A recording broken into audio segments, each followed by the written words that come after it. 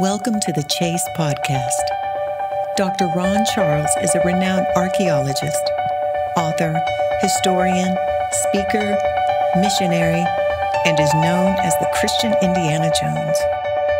Dr. Charles has spent over 50 years researching and uncovering truths about Jesus Christ and information that proves the historical authenticity of the Bible.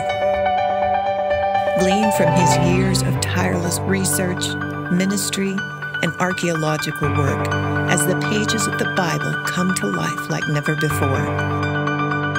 Visit cubitfoundation.org for Dr. Ron's books and information about this global ministry. Hello, I'm Dr. Ron Charles. Thanks for tuning in to the program today. We've been talking about the Sermon on the Mount.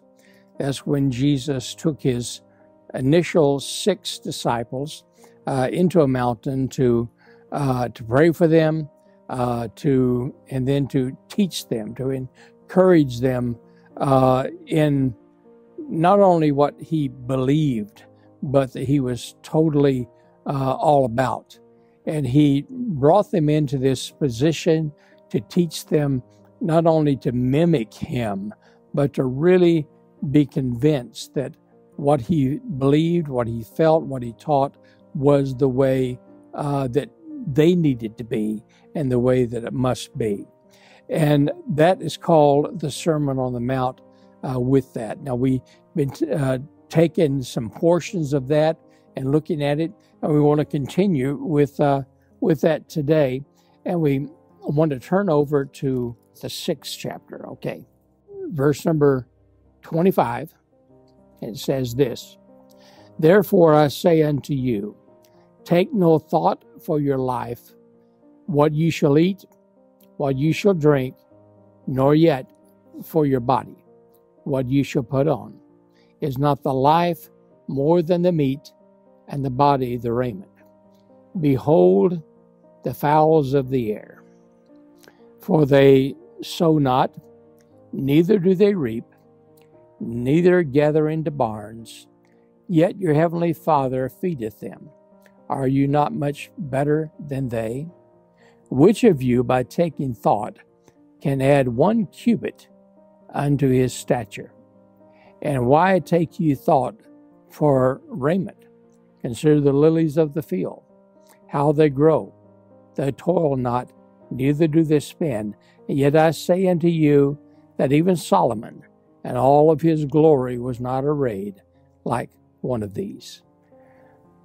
Jesus was on the mountains called the Horns of Hattin. Just to the north, just to his left, he could point out the ruins of Sepphoris. Now, when Cyrenius laid siege to that Greek Jewish city, then he left nothing alive there. Killed 79,000, and then took 11,000 more as prisoners. And what he did, he had a certain level that he would take slaves alive, and anyone who was at that particular height, he would take them. If they were over that height, he'd kill them. If they were below that height, he would kill them. And so when it became symbolic throughout the East, they called it the Cyrenius cubit. And so people were saying that if they were over that height, then they were cursed. If they were below that height, they were cursed. And so one of the teachings that began with the religious leaders is that you cannot take 1 cubit from your height, nor can you add 1 cubit to your height. And so you must be content for that comes your way. But Jesus used the same example by telling them that their faith must be in God. They can't control the uncontrollable, but they can control their belief in God. They can control their confidence in God. Now, when Cyrenius killed the city of Sepphoris, he made it in such a way that he wanted that city to be dead forever and forever and forever. He tore down all the buildings. He plowed up the foundations of the buildings, and then he plowed up the entire region.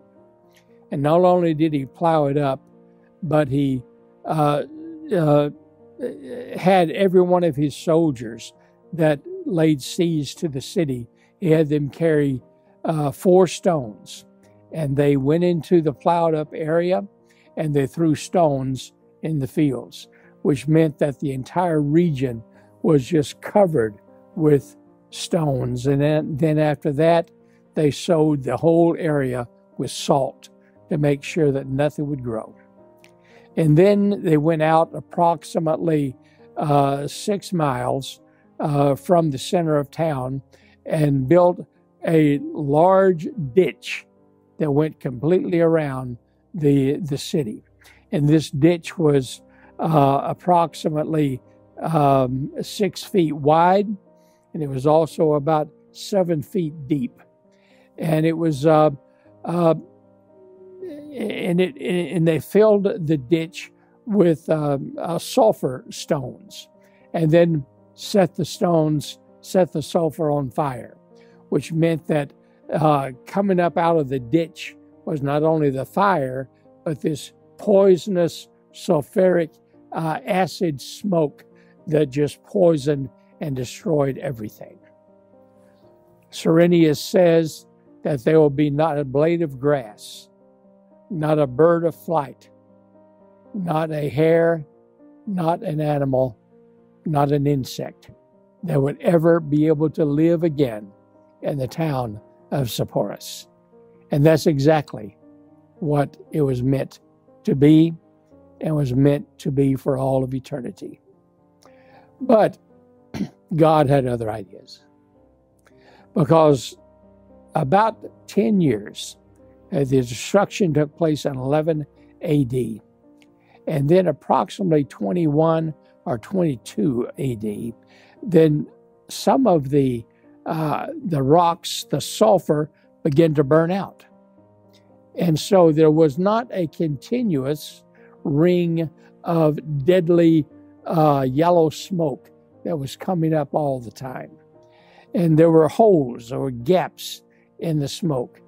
And because those gaps that were in the smoke, then there actually were birds that had the ability to fly over that area now without dying and without killing themselves. Well, that lasted for another 10 years or so. And during that time, more of these sulfuric holes began to develop in the smoke, to the point that animals, foxes, deer, rabbits, they began to jump over the ditch and run through that desolated area and would go their way. And the Roman soldiers, they made a mistake when they devastated the area, because they threw the stones down first, and then they laid the salt down later. Now, a lot of that salt did get into the soil.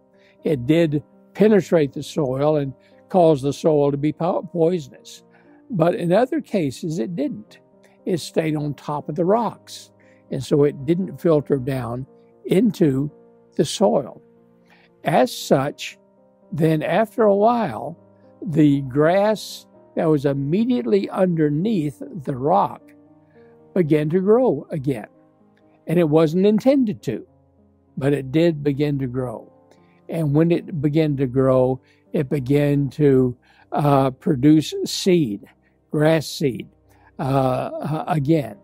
And when this began to happen, then the birds that would fly through, it would go through the holes in the sulfur cloud. They'd begin to go in and they would drop down and get the seeds and fly back out. They'd come in and fly back out. And in addition to that, as the birds begin to come in, and then they in turn begin to even fertilize the area with the eaten seeds and so forth, then before too much longer, within about 3 years of that time, we had the very first flowers begin to spring up. And the flowers that began to spring up were called the lilies of the valley. And then later on the edges of the ditch itself, it was what was called the rose of Sharon. And so those began to sprout and begin to grow in the very midst of desolation and devastation that was not intended to ever, ever, ever produce life. And Jesus, on the horns of Hattin, pointed down to the ruins, and he said, I want you to look at these guys. The Romans totally devastated. The enemy wiped this out, and the enemy intended for this to never, ever again see life or to produce life. But your Heavenly Father has control of things. You can't add 1 cubit to your stature. You can't take 1 cubit away, but your Heavenly Father knows who you are. He said, and now look at the fowls of the air. It was intended for them never, never to fly over this death. It was intended for them never to survive this whole atmosphere. But your Heavenly Father loves them, and He supplies for them. They don't harvest. They don't stock their stock into grain into barns. They don't reap. They don't sow. But your Heavenly Father takes care of them, even in the very midst of death and destruction. He said, look at the lilies of the field.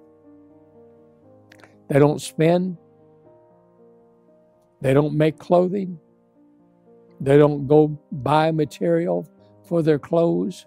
But even Solomon, as great as he was no match to the beauty of these flowers. You know, I remember a time I was hiking in the Alps in Austria, and I was up above the timberline, and I was walking on the Alps Trail, the Continental Divide Trail, and I went kind of around this the trail, and then the trail went around a great big, huge boulder, and this rock boulder was probably in diameter, I'd say at least 8 or 10 feet in diameter.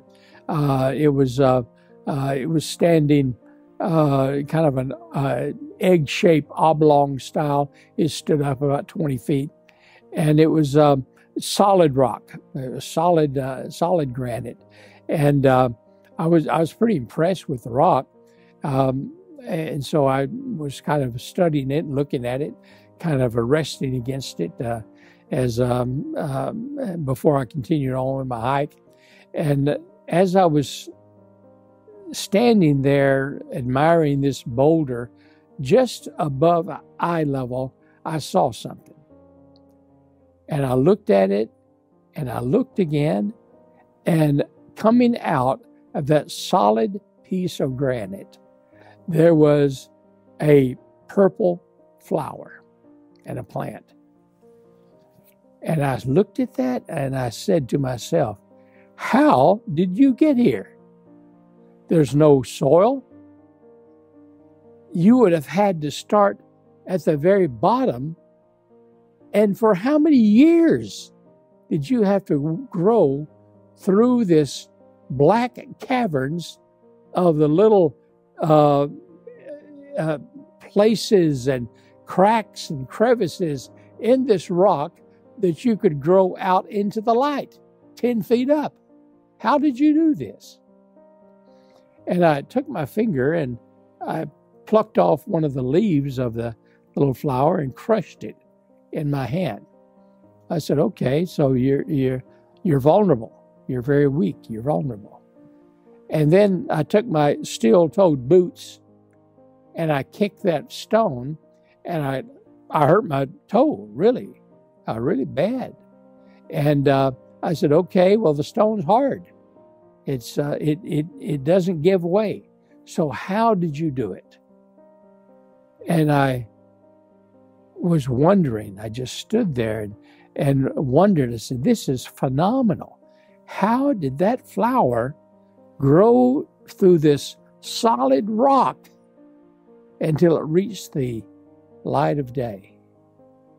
It couldn't happen except through God. And then the Lord spoke to my heart, and he says, it is because the flower trusted in me. I know how to direct it. I know how to guide it. It doesn't worry about how long it takes.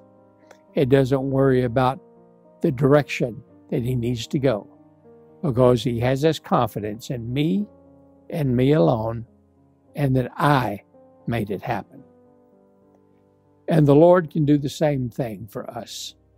Jesus said the same things to his disciples. He said, consider the lilies of the field.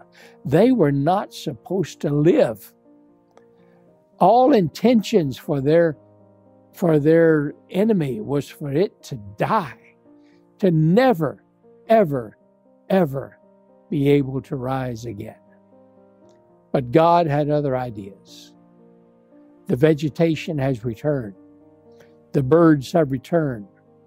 The animals have returned. The flowers have returned. It's because your Heavenly Father has watched over them. And as a result of that, then the Roman government was convinced that it was actually the desire for Earth itself to have supports to be rebuilt again. But Jesus used it as an example to his disciples. He says, your Heavenly Father knows who you are. He knows where you are. He knows what your needs are. He knows what you are allergic to. He knows what really gets you down. He knows what lifts your spirits. He knows everything about you. And as such, he should be in absolute control of your life.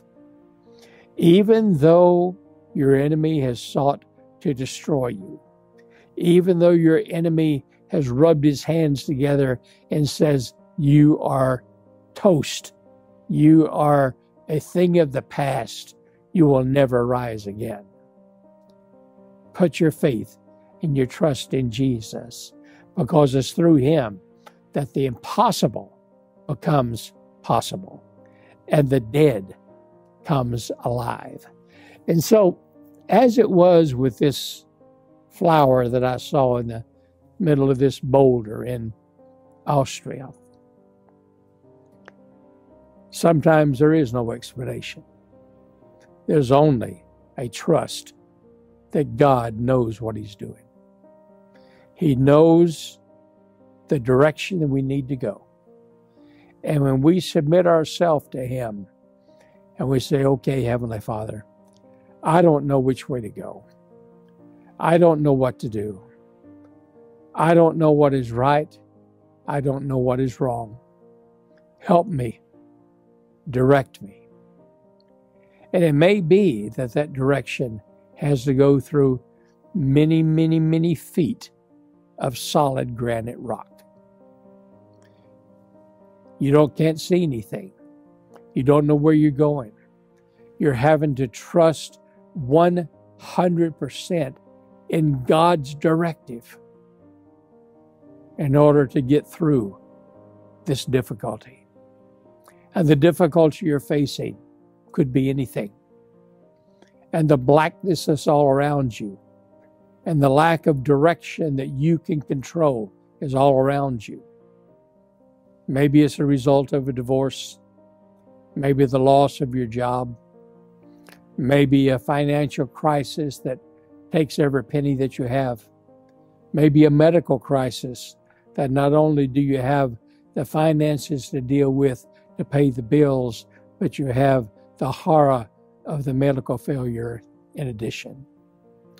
Many, many things come up in our lives that can cause that blackness, that floundering around, not knowing what is right, what is wrong, and what direction to go. That's when God says, trust me. Trust me. Rely upon me, and I will direct you. You don't have to know where you're going. You don't have to try to figure it out. You don't have to try to tell God the best way to go. He knows it already. In fact, He's the only one who does know it. How many years it took for that flower to start with ground level and begin to grow up through the cracks and the crevices and over the molecules and the grains of rock through that stone, through that granite rock, that granite boulder. We don't know how long it took. I don't know how long the boulder had been there. But eventually, when that flower relied completely and totally upon God, eventually it broke out of the blackness into the sunshine. And it began to beam and to grow to the point that when I came along, I saw it and was amazed and flabbergasted by what I saw. The Lord can do the same thing with you. What is your crisis today? What is the problem that you're trying to face? You can't add any height to your body. You can't take any away. But you can rely upon that God who feeds the sparrows, who feeds the birds, who feeds the flowers, to put the colors on those flowers, even in the midst of total and complete destruction. God gave life again, and He showed those disciples who were with Him. He said, guys, you are going to go through difficulties. You are going to go through situations where absolute, total, and complete guaranteed death is going to be your next step. But if you rely upon me, if you trust in me, then I will direct you through the blackness, through the darkness, through the hardness, through the impossibility, through the death, and I will break you free into the fresh air and into the sunlight, into a brand new life, if you trust in me. These disciples had to do it. Every one of them were tortured for the sake of Christ. Every one of them faced martyrdom except for one.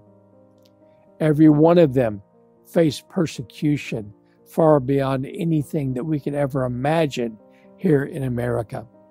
This persecution that is now many of our Muslim brothers and sisters, Muslim by birth, Christian by choice, are making every single day.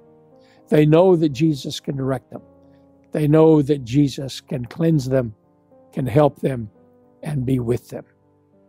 And so we too join with them in trusting our God.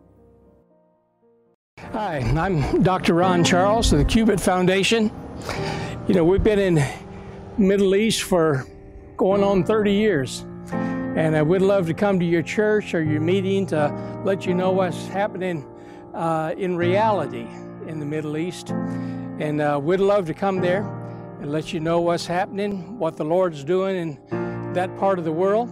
So if you can contact us at thecubitfoundation.org, then we could come to your place. And if you would like to find out more about us, then go to www.cubitfoundation.org.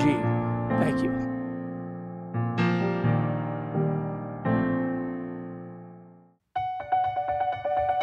The Chase with Dr. Ron Charles is sponsored by supporters of the Cubit Foundation.